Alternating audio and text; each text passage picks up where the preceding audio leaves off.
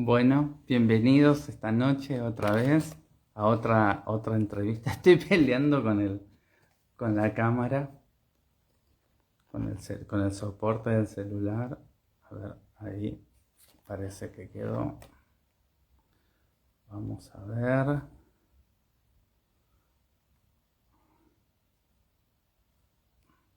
Sí, parece que quedó ahí. Así que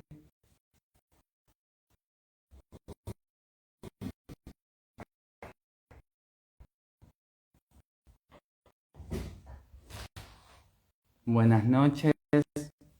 Ahí tiene que la situación. Les agradezco a todos el estar. Pablo, Luis, gracias por unirse al vivo. Ahora esperamos un momento que Pamela Aguirre se una, nuestra invitada de esta noche. Sigo viendo que esto no está derecho. Parece, ahí va, un poquito mejor. Eh, bueno, les agradezco. A ver si Pamela se nos une. Bueno, hoy tenemos una invitada muy especial, Pamela Aguirre, una especialista en toxicomanías. Señor librero, por ahora bibliotecario, ya llegaremos al librero dentro de poco, si Dios quiere. Está Pame, Hola, Diego. te escucho bajito, A ver, ahí está, ahí estamos. ¿Me escuchás?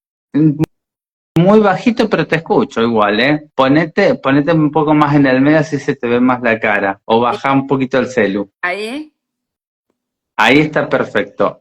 ¿Se escucha? ¿Escuchan Sí, todos? yo te escucho bien. No, ahí vamos a ver los mensajes, a ver si la gente que nos va a escuchar. Sabrina nos saluda desde Córdoba. ¿Quién saluda? Acá en los mensajes bueno, la gente pregunta y vamos a, si preguntan, sí se escucha, dice. ¿Nos escuchan a los dos bien? Mariana Molina también se unió. Dice que se escucha perfecto, así que bueno, vamos a darle así. Bueno, yo les cuento un poco, acá tenemos a Pamela Aguirre, que así como la ven a Pamela, ha hecho muchísimas cosas como en su vida. Pamela primero fue maestra, después asistente social, después psicóloga y después psicoanalista. Es especialista en toxicomanías, en drogadicción, en adicciones.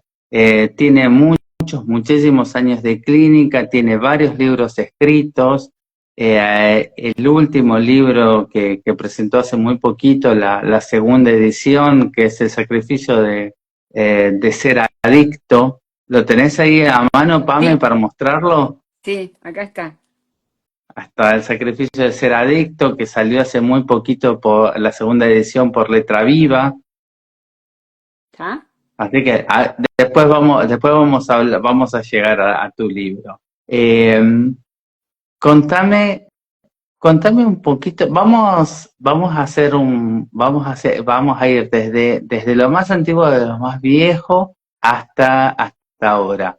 Contame un libro, una historia, un cuento, algo que vos ya hayas leído en tu infancia, en tu adolescencia, que vos recuerdes y que haya sido significativo para vos.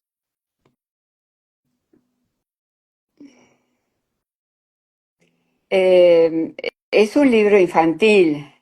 Sí, no, Eh, por justamente, ¿es de la infancia o de la adolescencia? Se llamaba Sandokan y Sandokan y los Tigres de la Malasia. exacto, exacto. Y era un británico que había ido al África y bueno, y lo que me llamó la atención de ese libro era la forma de drogarse, que podría drogarse y simular dormirse o morirse y después con otra droga revivir y despertarse. Y yo decía, ¿cómo puede hacer todo esto? Dice, yo tomo jugo de naranja y no me pasa nada. No, Entonces, no, tremendo. Vos sabés que yo me acuerdo de haberlo leído de chico, eran de parte de mis historias favoritas, estas colecciones de Sigmar de de Robin la Hood, colección Robin Hood, sí. y, pero a mí, a mí me quedaba la parte de la aventura, de todas las cosas que ellos hacían, No, me quedo pensando en qué es lo que a vos te sí, llamaba la sí. atención. Vos fijate, lo que le ponían en las flechas, todo eso me llamaba la atención. Y después de grande, porque yo lo conservé al libro, y todavía lo tengo en la biblioteca, y conté cuántas drogas tomaban y porque ellos lo decían, cómo eran y de dónde las sacaban y todo en el libro. Más de 60, más de lo que los adictos toman ahora. Así No, que tremendo. Pero ese recuento, ¿cuándo lo hiciste? Ahora. sí, sí, bueno, hace unos años, cuando Sí, sí, estaba... sí, pero digamos contemporáneo, no cuando eras No, chica. no, cuando era chica yo y le preguntaba a mi papá, porque yo tuve la suerte de nacer en una familia fabulosa y mi papá era un gran lector y era el que nos compraba los libros. Al Que- principio eran revistitas, qué sé yo, y después nos compró la colección entera de Robin Hood. Entera la teníamos y leíamos los libros y él nos preguntaba qué sé yo. Y yo le preguntaba, mi papá pobre no entendía nada porque él era ingeniero. Así que no sabía nada de medicina ni de nada y me decía, bueno, son cosas del libro, como que era todo mentira, qué sé yo, y después fui comprobando de que no, de que era verdad, que las drogas existen desde épocas inmemoriales. Mira Sí, vos, mira vos cómo es el libro y cómo estas cosas de la infancia, cómo nos van. Yo lo que veo en varias entrevistas, porque son todos especialistas, igual que vos, que cada uno les llamaban distintas cosas la atención en su lectura, en lo que veían, en lo que encontraban, y cómo después esa lectura se fue desarrollando con el tiempo. Bueno, sí, a ver, ordenando la biblioteca encontré el libro y digo, ¿por qué tendré este libro? Y lo leí y me di cuenta por qué era, ¿no? Mirá lo que me había llamado la atención ya desde aquel entonces. Yo mirá, enseñaba no, no, de arte. tremendo. Sí, sí, Contame, bueno, vos fuiste sí.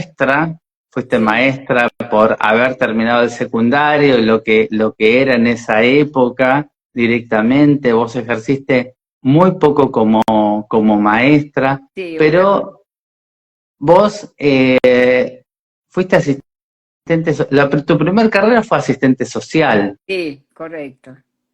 Contame un poco. ¿Qué es lo que a vos te llamaba? ¿Por qué querías ser asistente social? ¿Qué es lo que vos querías hacer? Bueno, siempre me llamó la atención el por qué la gente es como es, o por qué le toca esa circunstancia, o qué se puede hacer para mejorar, o qué se puede hacer para que esa persona esté mejor. Y en principio yo quería estudiar medicina. Ujú. Y mi mamá, mi papá le gustó la idea, no dijo nada. Mi mamá decía que era una carrera muy larga, muy sacrificada para una mujer, que estudiara algo que tendría más o menos la misma finalidad de ayudar al otro, pero más cortita, qué sé yo. Bueno, me sacó la idea dulcemente, pero creo que si hubiera estudiado medicina hubiera dado toda la vuelta y volver a ser psicoanalista, es lo que me importaba, lo que me encanta, me encanta. Sí, sí. Pero vos estuviste varios años como asistente Sí, todo esto. sí, yo estuve, ¿Cuántos años estuviste como un- asistente social? y el primer año, bueno, fui maestra, estábamos en el sur. Y después de ahí vinimos acá a Buenos Aires y empecé a trabajar como asistente social en las escuelas, en el Ujú. gabinete de las escuelas. Y en el año 75, 76 más o menos, digo, tengo ganas de estudiar otra cosa, ya mis hijos ya estaban todos en el colegio, ya estaban grandes, casi adolescentes, y bueno, me encontré con un poco más de tiempo libre Y dije, bueno, voy a averiguar. Estuve con en realidad la idea no fue mía, para ser honesta, ¿no?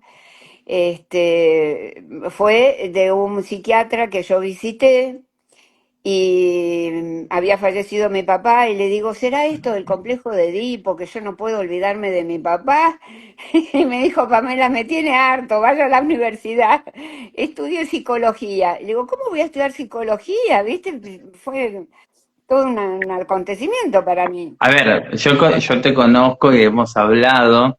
Vos no le hiciste la pregunta, no fuiste con el psiquiatra una sola vez. Fuiste No, no, una, dos, sí, yo estuve tenías un tiempo una curiosidad y una cuestión que, que te intrigaba todo esto de la psi. sí, porque siendo asistente social teníamos una materia que era psicología y la que lo enseñaba era psicoanalista. Y ahí yo entré con un amor a Freud increíble. Y le pregunté qué puedo leer y me dijo, bueno, empezá con los sueños. Pero los sueños me encantaba, pero yo tenía curiosidad, ¿qué más? ¿Qué más? ¿Viste? ¿Por qué la gente es así? Esa fue una pregunta que a mí siempre Bueno, me revolvió. esa edad, cuando vos empezaste a ver, descubriste el psicoanálisis que en los últimos años del secundario, Claro, con esta profesora sí, que enseñaba. sí, sí. Y lo primero que leíste de psicoanálisis fue eso, interpretación de los Sí, sueños. sí, me compré el librito de interpretación de los sueños y lo volví a leer, pero claro, me faltaban los otros 23 tomos. Tal cual, faltaban unos cuantos. Sí, Bueno, entonces, entras a la carrera de psicología, te recibís de psicóloga. Yo te pregunto, ¿cuándo comienza Pamela con el tema de formarse como psicoanalista y después cómo deviene en esto de esta especialización en adicciones, toxicomanías? eh, bueno, en realidad te vengo contando que desde siempre tuve esta inquietud, pero dentro de las materias de la universidad también tenía muy buenos profesores y bueno, yo me pegaba a ellos y le decía, bueno, a ver, ¿cómo se estudia Freud? Y teníamos la materia, Lacan, Freud, todo eso se estudia en la universidad. Y yo no empecé a trabajar hasta después que me recibí. Y primero quería atender niños, me fui al hospital de niños, a hacer las prácticas y a tomar el terreno, digamos, y no, me sentí muy dolida, no soportaba, aún hoy, no soporto el maltrato a los niños, no soporto, es algo que me duele muchísimo. Entonces, no me llevaba bien con los padres, viste, El por más que uno le hablaba, maltrato de parte de los padres con sus sí, hijos. sí, sí. Entonces, no me gustó, no me gustó eso y empecé a buscar escuelas para estudiar y encontré al Ujú. doctor Storni. Encontré al doctor Storni en una conferencia y cuando terminó la conferencia le dije, mire, yo quiero estudiar con usted. Bueno, me dijo, y empecé a ir 3 veces por semana con él, en grupos de estudio, y bueno, me dijo que me animara, que abriera el consultorio, abrí el consultorio, aparecieron los primeros pacientes, y Storni me dice, bueno, yo para supervisarte el paciente tenés que traer toda la sesión escrita, desgrabada, toda escrita, y la comentamos. Bueno, voy con toda la sesión escrita. Y le digo, doctor, ¿qué le parece? Me dice, me parece que no entendiste nada, me dice. Entonces, le digo, bueno, ¿qué puedo estudiar?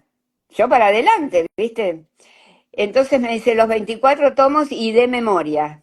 Y de memoria. Y sí, así empecé a estudiar los libros que él me indicaba de acuerdo a los casos que yo llevaba. Empecé a estudiar y cuando abrió APA, Storni me dijo, anotate, anda.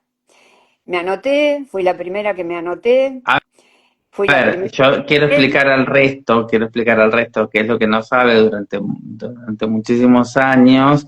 APA no podían ingresar psicólogos, sino solamente médicos. Pero creo que no era no sé si era una cuestión de APA, sino una ley nacional que tenía No, que ver con la salud según, mental.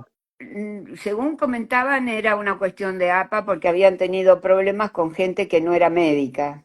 Entonces, Bueno, justamente, este era el problema, que no fueran médicos era el problema en la atención a y salud alguien mental. Hubo una había reforma, pagado se abre en el el 84. 84, entre eso, Entonces, ahí en la primera camada, la primera que se anota es acá la que tenemos presente, Pamela Aguirre. y la primera psicóloga que me recibo en esta época, sí, Néstor Goldstein me dio la medalla. Estudié con mucha pasión, con mucha pasión. Me metí en los libros y me encantó, me encantaba todo. APA es mi corazoncito. Es Yo te pregunto, ya en esos primeros pacientes con Storni, ¿vos ya tenías pacientes con adicciones? ¿Ya comenzaban los pacientes así desde el no, no, principio o fue más no, adelante? no, fue bastante más adelante, este, por circunstancias así eh, del club donde mis hijos jugaban, apareció un chico muy drogado, muy enfermo, bueno, entonces se armó toda una revolución y yo me fui al Cedronar en aquella época, que estaba el doctor Bulacio, este, y lo traje y vino a dar conferencias y bueno, ahí ya me interesó el tema porque yo era madre de hijos varones, soy madre de hijos varones, entonces me interesó el tema y ahí empecé. Y después, buscando específicamente un lugar donde se pudiera desenvolver esta particularidad, me dieron la dirección de Sharia, que estaba buscando gente porque estaba armando los CPA, que es Centro de Prevención de Adicciones en la provincia de Buenos Aires. Bueno, tuve la entrevista con Yaría, inmediatamente me dio el trabajo, así que ahí empecé. Y le digo, Yaría, yo no sé nada de adicciones. Y me dice, bueno, en la universidad se va a abrir una maestría, anotate. Bueno, me anoté en la maestría. Yo te pregunto, ¿esto en qué años estamos hablando? Década del 90 más o menos. Sí, Vos ya te habías recibido de psicoanalista. sí, sí, yo ya estaba como psicoanalista miembro de APA y me faltaba terminar lo que necesitaba para la IPA. Claro, Y la tesis que hice de la maestría fue una parte de la tesis, la presenté en la IPA. mira. Así que bueno, con Sharia te metiste en esta maestría a partir de él y de empezar con estos grupos, estas investigaciones, este trabajo, te metiste con los adictos. Sí, sí. ¿Qué es lo Yo que sabía que descubriste vos en todo toda esta patología? ¿Qué es lo que vos, qué es lo que primero como que lo que primero que más te asombró, por ejemplo? Vos ya eras psicoanalista, ya sí, atendías sí. pacientes. ¿Cómo perdían su vida? ¿Por qué perdían su vida? ¿Cuál era la razón? ¿Cuál era la razón? ¿Por qué se drogaban? ¿Por qué algunos tomaban drogas y no eran adictos? ¿No quedaban pegados? ¿Y por qué otros quedaban pegados? Ah, ¿No? mirá. Sí, porque hay mucha gente que fuma un porro, mucha gente y no pasa nada. Y mucha gente que fuma un porro y bueno, y queda pegada al porro y sigue y entra en una adicción, muchas veces irreversible, otras veces, bueno, se puede frenar, ¿no? Ujú. Y eso era una pregunta que yo busqué y bueno, encontré el resultado.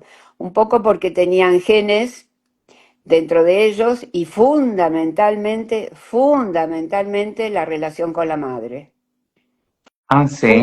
Fundamentalmente. Y ahí encuentro muy ampliamente, muy bien descrita por Winnicott, por Grimm, por Freud, obviamente, Ujú. este, Laplanche.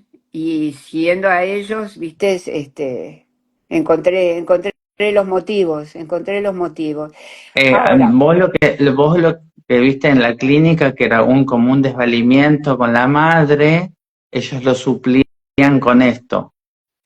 sí, sí. Y otra cosa descubrí haciendo mi investigación para hacer la tesis, Sí, los chicos, nosotros sabíamos de que los chicos tenían recaídas, es decir, que el sí, periodo de abstinencia va por etapas. No es que se empieza y ya quedó la abstinencia fija, no, no, es por etapas. A ajá, los 3 meses tienen una recaída, a los 6 meses tienen otra recaída, a los 9 meses tienen otra recaída y al año. Y si llegan al año, a pasar el año, a pasar estos periodos tan feos, sí, de craving se llama, los norteamericanos le ponen la palabra craving, que quiere decir ansiedad por, ¿no? Tener esa ujú, ansiedad. Pero esa ansiedad por, yo la investigué, y tiene una duración de 3 a 5 minutos. O sea que si uno le explica al adicto que puede aguantar 5, o 10 minutos esa ansiedad, sí. comiendo, por ejemplo, dulce de membrillo, el dulce de membrillo les hace muy bien, les calma. ¿En Entonces, serio? sí, les calma. Entonces, si ellos pueden resistir esos 10 minutos, ponerle 20 minutos, entonces estamos en una abstinencia que se puede controlar y se puede salir de la adicción. Ahora, si ven y vislumbran una vida diferente, una vida mejor, una vida diferente, sin angustia, sin problemas, sin sacrificio, ¿viste? Se puede salir. Hay otros que no. Y después, tomando las estructuras de Freud, eh, con los psicóticos es imposible porque ellos saben absolutamente todos los gramos de todos los remedios y se han tomado todo, hasta el agua de la sequía, ¿viste? Entonces, con los psicóticos es imposible, hay que seguirlos, hay que apuntalarlos, pero uno ya sabe que no va a poder salir. Mm. Con los perversos es otra cosa, porque los perversos juegan con nosotros mucho, con ¿El nosotros. perverso juega con el analista? Sí, sí, y el psicópata también. El psicópata, por ejemplo, ¿cuál es la diferencia entre una psicopatía y una perversión? Eso te iba a La psicopatía, preguntar. la Y en un adicto encima, porque digamos, son estructuras distintas. Contame totalmente. eso. La perversión es una estructura muy definida por Freud y la Sí, psicopatía, para no entrar en un tema grueso psicoanalítico, y la psicopatía es una estructura de mal carácter, de carácter. Todos los psiquiatras, en realidad psicopatía es una palabra que no nos pertenece a los psicoanalistas, es una palabra que nosotros hemos tomado por el común denominador, pero en realidad es de la psiquiatría, y los psiquiatras la definen como una alteración del carácter. Entonces, hay ahí dos formas muy distintas de tener un paciente enfrente, dos estructuras diferentes que hay que saberlas manejar diferentes. Entonces, el psicópata lo que busca es aliviarse de sus cosas, maltratando al psicoanalista.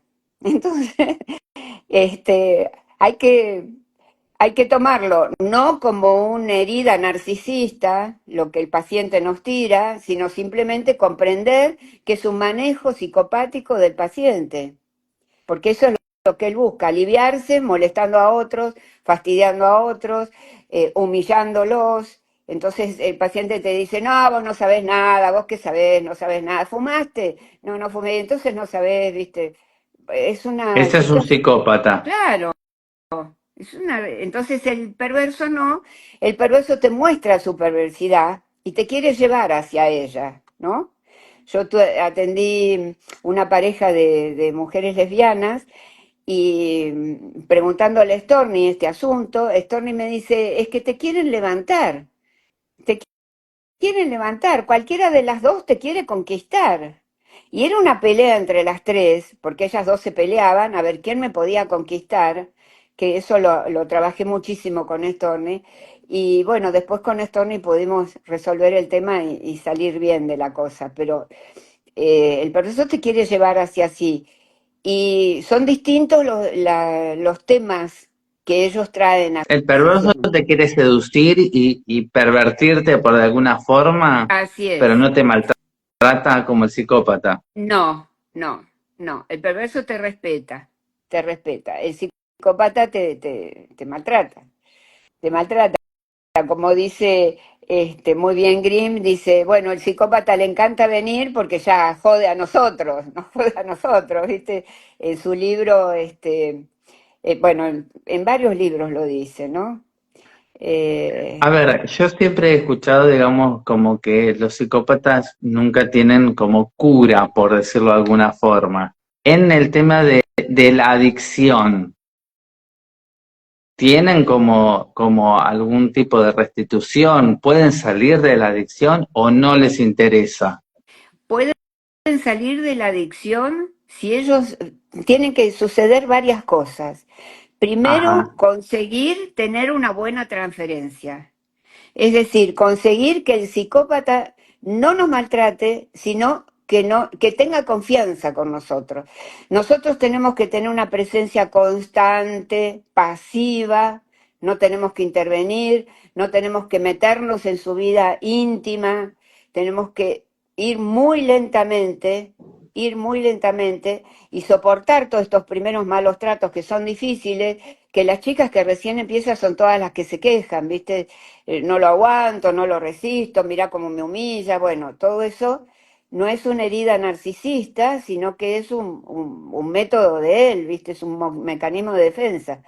Entonces, Ujú. comprendiendo así, uno puede tener paciencia y conseguir que el psicópata tenga confianza. Confianza que vos le brindás con tu asistencia, con tu permanencia, con tu escucha, con considerarlo como un ser humano, porque antiguamente, cuando yo empecé en hospitales y todo, hasta las mismas enfermeras a los adictos los maltrataban. Los Mira. maltrataban, era una cosa de total desprecio. Ah, no, mirá, es un estúpido, mirá, qué sé yo, se droga, es un drogón, es un alcohólico. Se maltrataban y no se tomaban como personas enfermas. Después vino la época en que la policía los metía presos. Así tuvieras un taco de porro, te metía preso. Una persecución política muy fea con respecto a los pacientes. Y recién después se consideró como una enfermedad, Hay, como una enfermedad. hay una cosa de que desde el principio del siglo, es decir, principio del siglo pasado, siglo XX, yo siempre cito, hay una revista muy famosa de José Ingenieros, que se leía en Argentina y en Latinoamérica, que era Archivos de Criminología y Psiquiatría, y cómo estaba como muy emparentado la enfermedad, la locura y la criminalización de Sí, eso. sí, Es algo arraigado hace más de 100 años. Yo hablo de estas publicaciones, aparecieron en el año sí, 1900, 1899, 1900, 1901, y eran las revistas más prestigiosas leídas por todos los psiquiatras de Argentina y de Latinoamérica. Así que bueno, y también era una concepción realmente de unir y de criminalizar la enfermedad. así es, por varias razones, pero antes quiero decir otra cosa más. También en esa época la droga se vendía libre, se vendía libremente, se vendía porque, bueno, cuando se descubre la cocaína, se descubre un elemento médico que puede servir para sacar a la gente de las terribles depresiones que tenían. Que, bueno, Freud mismo dice que era muy desesperante ver a las personas muy deprimidas y que no se las podía levantar, entonces dándole un poco de 0,1 gramo, miligramo, podían andar bien y bueno, todo eso. Ahora, volviendo a tu pregunta, ¿no? Ellos tienen razón en cuanto a que el alcohólico y el adicto, en eso son iguales, Lo- cuando empieza la el adicción, alcohólico y el adicto, perdón, no te escuché. que el alcohólico y el adicto, en esta primera impresión, cuando ellos recién empiezan las adicciones, porque tanto el Sí, alcohol como la droga son adicciones, tienen un aspecto en común. Empiezan a robar. Entonces algo de razón hay. ¿Por qué? Porque el Ujú. adicto roba la cartera de la madre, la billetera del padre, los aritos de la abuela, los remedios de la abuela. Y yo he tenido pacientes que a la silla de ruedas de los padres y de los abuelos las han vendido. ¿En serio? Sí, sí. Vienen y te dicen, viene el padre con bastón, la vez anterior venía en silla de ruedas, ahora viene en bastón. ¿Qué le sucedió? No, que mi hijo me vendió la silla de ruedas. Y entonces no, tengo que ir a PAMI que me den otra silla de ruedas. ¿Y por qué? Y porque me quería drogar. Entonces no sabes el comercio que hay un comercio impresionante, impresionante. Todo se vende y todo se puede comprar con cocaína, incluso el sexo. Las mujeres hacen eso, entregan el sexo a cambio de un raviol, ¿viste? De alguna, de algún caramelito, de algunas pastillitas, de todo como venga. Es muy difícil, es muy difícil, es una vida muy, muy tosca, muy brusca, no hay ideales, todo es vivir el hoy y conseguir droga para hoy y mañana no importa porque no sé si me muero hoy. Y si tengo que matar, bueno, mataré. Qué difícil. Muy difícil, muy difícil. Al principio, cuando yo empecé, ellos tenían unos cánones. Robaban de una forma, conseguían el dinero de otra, eran muy piolas para hacer cosas, eran agresivos, pero no eran como son ahora, eh, tengo que decirlo, es un dolor decirlo, pero tengo que decirlo, que son asesinos, ¿viste? Van y te Vos sabés matan. que te escucho muy bajito, hablámelo fuerte. Ahora son, Y gente que mata, son asesinos, son asesinos. Y vos hasta ahí, sentís que se cruzó un límite. sí, sí, sí, espantoso, espantoso, porque incluso las cocinas, la forma de hacer la droga también cambió. Le ponen cualquier cosa les Yo ponen. te pregunto, a ver, estos cambios que estamos hablando de, vos tenés más de 30 años de clínica, vos me hablas de estos adictos en los 90 y vos me hablas de estos adictos del, no sé, de De los ahora. últimos 5 o 10 años, por ejemplo, que vos me decís que cambiaron las cocinas, que cambió el adicto y estos códigos que había o que tenían que ya no los tienen. No, no, sí, es así, es así. Yo veo un agravamiento mundial, ¿eh? Mundial, porque leo por muchos lados también, los rusos tienen muchos problemas, los finlandeses tienen muchos problemas, bueno, Ámsterdam también, yo estuve en Ámsterdam y he visto cosas muy terribles, muy terribles.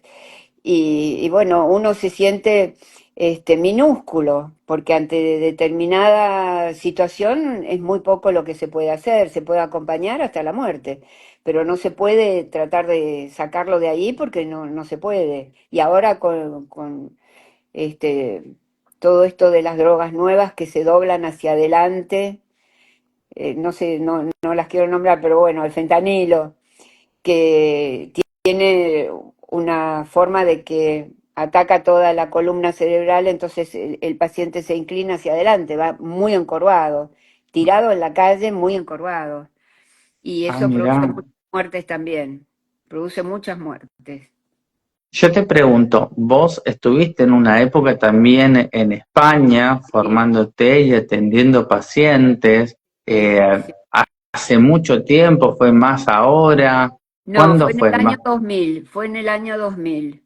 En el año 2000, yo conseguí, bueno, una, una suerte tuve de conseguir el pasaje a España y me fui. Me fui porque yo Ujú, quería investigar, quería ver cómo se hacía en otros países, no me alcanzaba leer simplemente, ¿no?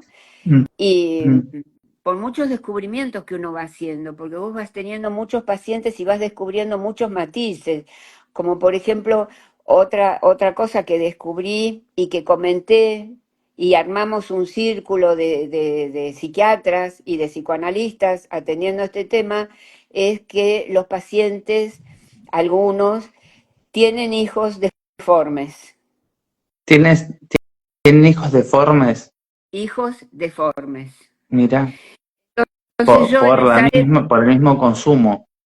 por el mismo consumo. Entonces, habíamos armado una cadena con psiquiatras sudamericanos y españoles, y también había norteamericanos que habían descubierto lo mismo que yo había descubierto, ahí está, pero que queríamos hacer algo en común, es decir, mostrar la epigénesis de esto, pero no fue posible porque todos son multiadictos. Es decir, eh, cocaína, marihuana, heroína, anfetamina, MDA o lo que venga, con esas pastillitas famosas que hacen, viste, que le meten cualquier cosa.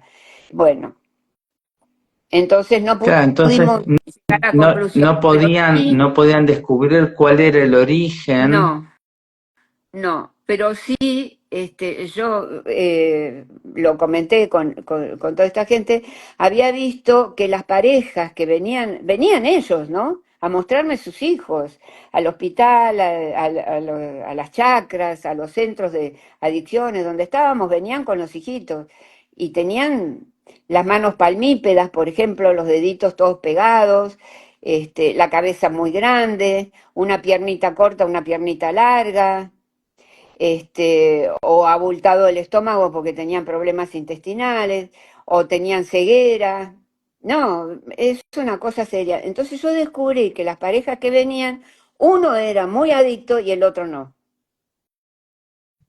Entonces Mira, lo comenté en todo este grupo y ellos quedaron asombrados y empezaron a buscar y bueno, después me contestaban de que sí, que ellos también habían descubierto lo mismo, ¿no?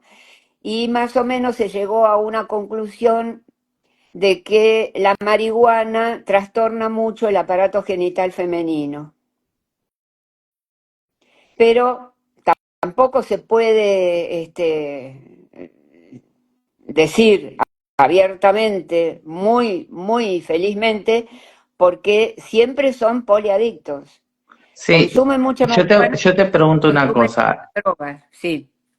Yo te pregunto una cosa, en esto que vos me estás contando, de esto, de estas situaciones que les pasaban a los chicos cuando los padres, pero digamos, ¿era indistinto que el adicto sea la madre o que sea el padre, o había una predominancia? Por decírtelo, Si era la que engendra es la distinto madre. que las mujeres. No, ¿Cómo? ¿En era serio? indistinto. Sí, sí. Podía ser la chica muy adicta y el varón no, y venían para que ella dejara de ser adicta. O al revés, él muy adicto y ella no. Y en eso ayudó mucho la religión evangelista. Los evangelistas, Mira, la verdad, ayudan muchísimo, muchísimo, porque le sacan la droga como ideal y le meten al Dios. Entonces Dios, entonces eso es muy bueno, lo saca, los chicos. Yo en el libro tengo el caso de Jorge, que la mujer de Jorge se hace evangelista y sale y entonces lo obliga a él a salir. La mujer de Jorge me ayudó muchísimo. Eso uno necesita. Con estos adictos es un regreso a buscar a los médicos. Así como al principio el psicoanálisis decía, bueno, vamos a atender los pacientes que los médicos no pueden curar. Y se nombraban las histerias. Está bien, eso está muy bien. Pero con los pacientes adictos tenés que trabajar sí o sí con un psiquiatra o con un grupo de psiquiatras o dentro de una institución que haya psiquiatría, porque se los necesita. claro. Para la medicación, para el reemplazo, para la abstinencia, para ir controlando todo. Exacto, exacto, exacto. Yo trabajé mucho con el doctor Calina, el doctor Fernández Labriola, el doctor Baistrocchi.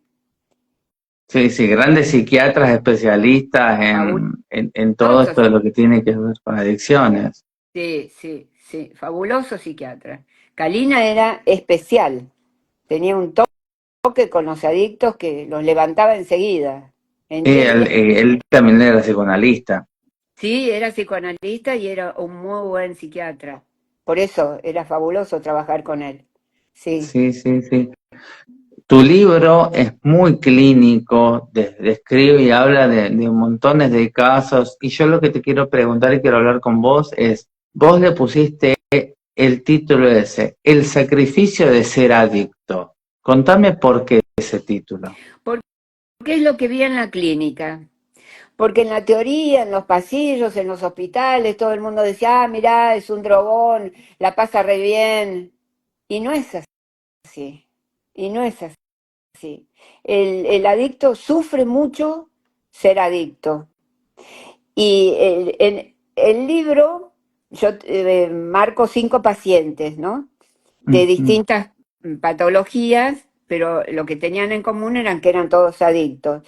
Y Jorge, el paciente, el segundo capítulo, Jorge, es un paciente que él mismo dice el sacrificio que es ser adicto, todo lo que yo tengo que hacer para conseguir droga.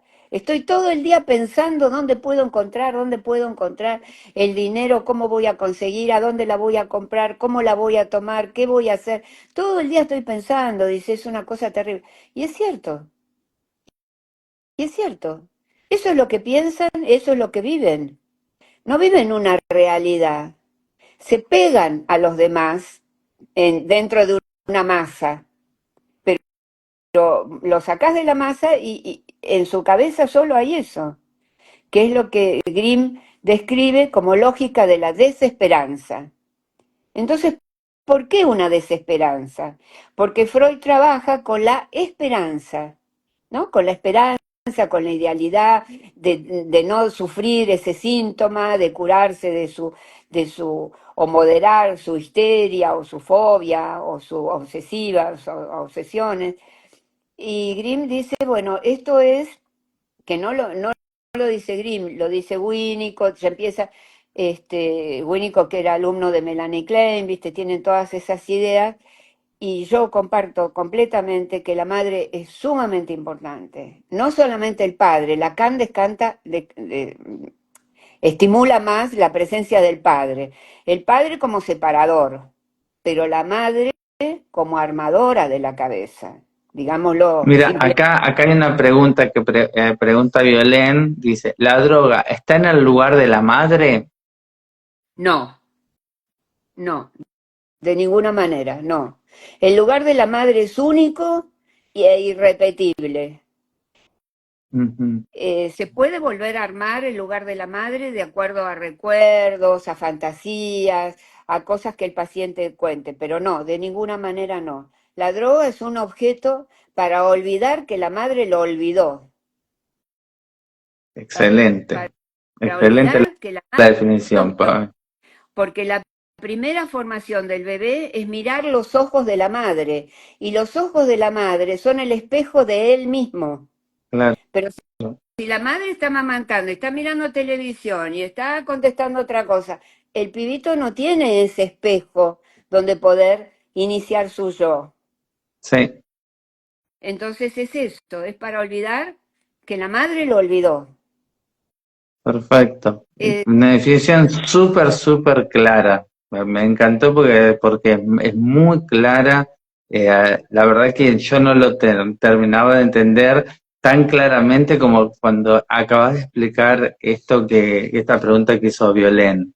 La verdad que me parece, pero bueno, también se puede, como vos decís, trabajar con el adicto y traerlo a este lugar de que se vaya de este olvido de la madre.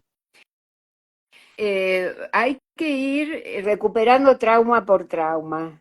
Freud decía que el Ujú. trauma estaba armado que fuera la cosa. Acá dice, es decir, que la droga está en el lugar de la mirada no tenida. no, tampoco, no. La droga es un objeto de necesidad, no es un objeto simbólico que represente a nadie. Es un objeto de necesidad, como la necesidad del agua o la necesidad de la comida. En un primer momento comienza como algo festivo. Bueno, estoy Ujú. en una fiesta, tomo alcohol, qué sé yo, estoy bien, bueno, fumate esto que te hace bien y te sentís alegre, porque el porro da una cierta alegría, da una cierta sedación, y después te sentís medio aburrido, entonces viene otro y te dice, mira, salí del aburrimiento y tomate una línea. La línea es cocaína y la cocaína te excita. Vos imaginate el corazón cómo te funciona. De golpe te calma, de golpe te excita, de golpe te calma, de golpe te excita, empezás a vomitar, dejas de vomitar. El vómito es lo que frena el alcoholismo, porque el cuerpo mismo dice, basta, hasta acá llegué, no me entra una gota más de alcohol, y empieza a vomitar. Pero el adicto no entiende eso, no entiende su cuerpo, tampoco entiende su psiquis, no entiende. Lo que él piensa es cómo voy a conseguir, dónde voy a estar, cómo voy a hacer para que los vigilantes no me vean, cómo voy a hacer para que no me roban, porque se roban entre ellos, viste, es todo un mundo muy cruel, muy árido y muy Sí, sí, sí, cruel. yo sé, yo quería hacer esta entrevista con vos, Pame, porque sé la experiencia que tenías con todo esto. Las veces que hemos hablado durante todos estos años siempre me ha asombrado las cosas que me has dicho y cómo, y me parece algo tan duro y tan difícil hoy, digamos, esto mismo que también decís, como ahora es más como violento que antes. Eh, no, no, me parece tremendo y bueno, me parece muy importante también este aporte tuyo de ver, después de ver tantos adictos, de ver esto, el sufrimiento, el sacrificio del ser adicto. Escúchame, vamos a ir terminando porque ya vamos casi una hora. Y Dale. si no, no No, seguimos no me acá con importa. parte de la entrevista. Si no fueras psicoanalista, ¿qué otra profesión te gustaría ejercer? Ser mamá. ¿Ser Ser mamá? mamá de muchos nenes maltratados. Muchos, ser mamá. Es fundamental ser mamá. Es muy lindo ser mamá. Lo que pasa que las chicas, yo entiendo, yo vengo de una familia, por suerte, fabulosa, mis padres se querían mucho, había mucho amor y mucha alegría en mi familia, y yo hice lo mismo en mi casa con mis hijos. Pero Aclaremos al resto de la gente que no lo sabe que vos tenés 5 hijos varones. sí, No tenés por 2 suerte. o No, 1, 5. son cinco hombres. Ya, Y además también sí. uno que otro que se quedaba a vivir durante 1 o 2 años en casa. Y he llegado a tener 7 hijos, Mira. pero 5 hombres que son fabulosos. Estoy muy orgullosa de ellos, muy orgullosa. Por supuesto, no Así que es fuman, tremendo que toman, me digas fuman, que querrías ser toman, mamá todavía. ¿qué? Es tremendo que me digas que querrás ser mamá todavía Sí, con sí, tantos hijos. sí, sí, es muy lindo ser mamá, pero yo entiendo ahora, las chicas primero predominan su carrera, entonces el chico aparece a los 38, a los 40 años, y ya la estructura de la mujer ya está hecha. Tiene su horario para la peluquería, tiene su horario para encontrarse con sus amigas, tiene el cine, tiene el teatro, tiene esto, tiene aquello, tiene armada su vida. Y un bebé es realmente muy absorbente, muy absorbente. Y tenés que estar dispuesta a que, bueno, que le tenés que dar porque él tiene que crecer, tiene que... Es muy impresionante ver cómo van atrapando las cosas del mundo, cómo primero gatean, cómo después caminan, cómo hablan, cómo te preguntan. Yo, gracias a Dios, he tenido hijos que me han puesto en muchos problemas por las preguntas. Me venían a preguntar, por ejemplo, mi segundo hijo viene un día y me dice, mamá, ¿cómo nacen las arañas? ¿Qué sabía yo de las arañas? Nada. Pero yo tenía un bibliotecario amigo, fui volando, le compré un libro de cómo nacen las arañas y vimos. Pero no, mi hijo, también curioso, no se conformó con eso. Entonces me dijo, mamá, en el colegio hay una araña en un árbol. Bueno, saqué una lata, le di la lata y le dije, traela la Ay, araña. me Trajo la muero. araña y allí tuvimos toda una experiencia muy impresionante. Cómo viven las arañas, cómo, bueno, No, eso no, es una, no, tremendo, tremendo. Bueno, sí. yo te pregunto ahora, si no, ¿qué profesión no te gustaría tener? Mm, ay, no sé. Supongo que algo con las matemáticas. No me gustaría ser economista, no me gustaría ser, qué sé yo, algo con las matemáticas. Nunca me fui muy amiga de las matemáticas, pero sí del arte, de la música, todas esas me encantan. Pero de las Bueno, no matemáticas, economista, por no, ejemplo. no, no. Listo, acá está. ¿Cuál es tu recuerdo más feliz de la infancia? Ay, tengo un montón. Decime Yo uno, contame tuve una uno. infancia muy, muy feliz. Era la tercera de cuatro hermanos y muy, muy feliz. Éramos muy amigos, cada uno era distinto. Mi hermano varón, el más grande, si jugaba a los indios, bueno, yo era la india. Si jugaba a la guerra, yo era la enfermera, porque siempre se lastimaban o pasaba algo y entonces yo iba y los curaba, ¿viste? No sé, muchas cosas. Mi perro que se llamaba King, que era un perro enorme, me acompañaba hasta el colegio y cuando yo salía del colegio estaba en la puertita del colegio esperando. Eh, Hermoso. Sí, no, no puedo decirte una. Fueron, Bueno, no, pero ya me dijiste varios que están lindos, están sí, hermosos. Ya me doy toda una imagen de sí, una éramos infancia muchos. realmente muy feliz. Mira, mi hermano cuando tuvo 12 años agarró todo lo que era el budismo y no sé qué, y yo ahí leí por primera vez, yo era más chica que mi hermana, tendría 10 años, y leí por primera vez El tercer ojo, del autor que se llama Labs Rampa. Mira cómo me acuerdo. Mira, Leyendo budismo, imagínate.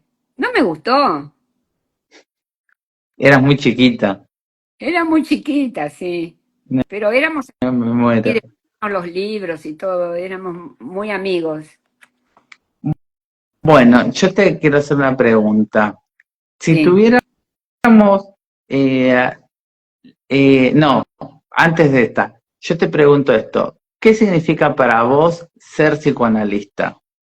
mi esencia. ¿Tu Entre esencia? sí, mi esencia. Madre psicoanalista, esa es mi esencia. Soy psicoanalista, soy investigadora de por qué el otro hace así, por qué hace esta cosa, qué ha sucedido para que parezca, qué hizo ella, qué hizo él, qué hicieron ellos, qué hice yo. Viste, siempre tengo esas preguntas que son muy profundas, a veces muy dolorosas. A veces uno ve y escucha cosas que duelen, porque decís, no, no puede ser que la madre de 40 años pelee con una nena de 3. La nena no tiene cómo defenderse. Está en el libro Papaíto Piernas Largas de la colección de Robin Hood. Uno ve a los padres con piernas larguísimas. Y bueno, hay cosas que duelen, ¿viste? Pero nada, habría que hacer curso de madres para las chicas. Las chicas son jóvenes, son macanudas, son inteligentes, son muy buenas, pero bueno, le falta aprender a ser madres. Y eso hace que Qué el fuerte niño lo que sea... decís esto, bueno, qué grande esto que vos decís, bueno, cómo tu esencia es ser psicoanalista. Sí, Bueno, yo te quiero preguntar, en este momento, imaginemos que tenemos la máquina del tiempo. Tenemos la máquina del tiempo y tenemos la posibilidad de que Pamela se suba a la máquina del tiempo y se vaya a ver a esa Pamela de 16, 17 años, terminando el secundario, y se la encuentre. Esta Pamela, ¿qué consejo, qué le diría a esa Pamela de esa época? seguí con tus pensamientos, porque vas a llegar a la verdad, vas a llegar. Seguí, seguí buscando que vas a encontrar, vas a descubrir todos los porqué que te dan vuelta en la cabeza. No, hermoso. Sí, yo fui madre antes de ser psicoanalista, ¿eh? Sí, sí, yo ya lo sé. Sí.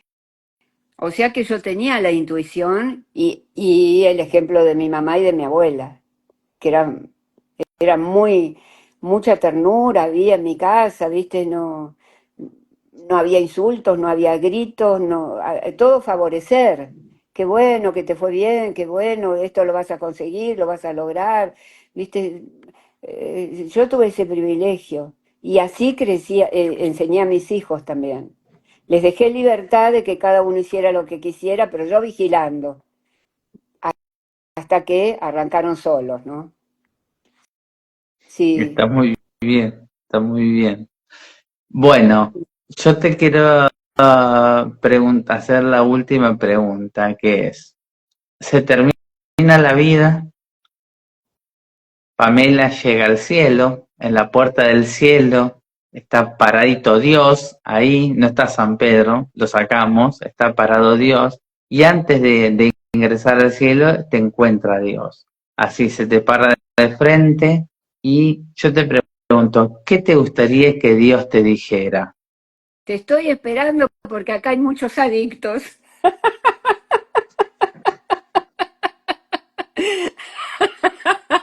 No me esperaba esa respuesta para nada, ¿eh?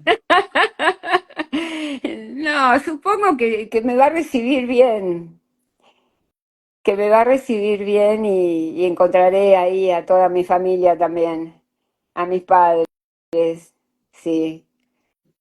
Supongo que dirá No, no, eso. no. Pondré a trabajar o me pondré de madre de algunos niñitos que estén ahí, me va a encantar, sí, sí. No, no, hermoso, hermoso, Pame. Yo te agradezco, hermoso, todas las cosas que contaste, todas las cosas que dijiste. Yo creo que hay mucha gente que sufre, que padece con esto, que está con el sacrificio. A mí me importa mucho que haya analistas que conozcan de tus libros, que conozcan, pues este es uno, yo conozco otros más también, Sí, este es el entonces, cuarto.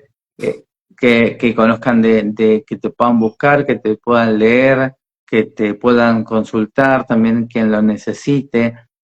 Para mí es importante que todos los especialistas se vayan conociendo y vayan sabiendo que, bueno, que estas charlas puedan quedar para ser vistas en el momento que se necesiten, Esa porque es una de las adictos, por desgracia, va a seguir habiendo. Es una de las funciones del libro, porque yo me autojubilé cuando ya era horrible escucharlos a los adictos, entonces me autojubilé y dije, bueno, como seguía atendiendo pacientes que no eran adictos, sino que eran muchas maestras, un grupo de maestras y grupo de psicólogas también, no muchas, ¿no? No vamos a exagerar ni a hacer gran... este, y entonces yo veía que no entendían nada, no entendían nada del mundo de los adictos, y este es el fin del libro, que ojalá les sirva a todas las psicólogas y a todas las maestras que estén en contacto con los adictos, por ejemplo, las maestras, qué hacer con un chico que está en el aula y está drogado, llamar a la policía, llamar al padre, llamar a la madre, llamar a quién, a la ambulancia. Bueno, que todas ellas sepan manejar estas dificultades porque son presentes. Estos son nuestros pacientes hoy. Estos son nuestros pacientes hoy. Y hay que saber Mm, llevarlos. sí, sí, sí, sí, Entonces, sí. bueno, esa es la función del libro, ¿no? Ojalá el libro sirva para... Por eso también te digo, a mí me gustaba hacer esta entrevista y pensar de que otros analistas puedan ver estas entrevistas, puedan leerlas, puedan seguir también y ayudando a otros pacientes. Así No es. sé si querés terminar, si querés contar algo que te haya eh, quedado. Bueno, acá María le dice felicidades a Pamela por la entrega en un área tan difícil. se siente su fortaleza, es inspiradora, eso te están escribiendo. Ay, qué suerte. Gracias, gracias. Contame Sí. si querés contar algo más, decir, cerrar la entrevista, o algo que No, me haya encantó tu quedado. entrevista porque me llevaste a mi juventud, a mi niñez. Me encantó, no lo esperaba, no lo esperaba. Este, y bueno, tuve la suerte, sí, de tener una buena niñez, una buena juventud. Y bueno, y 5 maravillosos hijos. Y 10 maravillosos nietos. Ah, bueno, Sí, sí, toda sí. una Cada gran uno familia. distinto, ¿eh? Son 10 semillitas distintas, cada uno distinto con su personalidad distinta. Tengo un par de mellizos de nietos, que hoy justamente cumplen 5 añitos. Ay, me Y una muero. vez los fui a buscar al colegio, uno de cada mano, y mirá cómo eran, siendo mellizos. Uno cantaba, la vaca loca, y el otro decía, mirá la hojita del árbol. Y yo dije, bueno, uno veterinario, uno cantor, uno que se dedicará a la biología, ¿viste? Qué distintos, siendo mellizos. Cantaba, venía de la manito saltando y cantando, y el otro decía, recogiendo hojitas del suelo, cada uno con Hermoso, su... Pame, te agradezco muchísimo la entrevista. Y bueno, yo te agradezco a vos porque he pasado un lindo momento. Gracias, Diego. Bueno, nos vemos. Buenas noches Dale. a todos. Buenas noches a todos, gracias.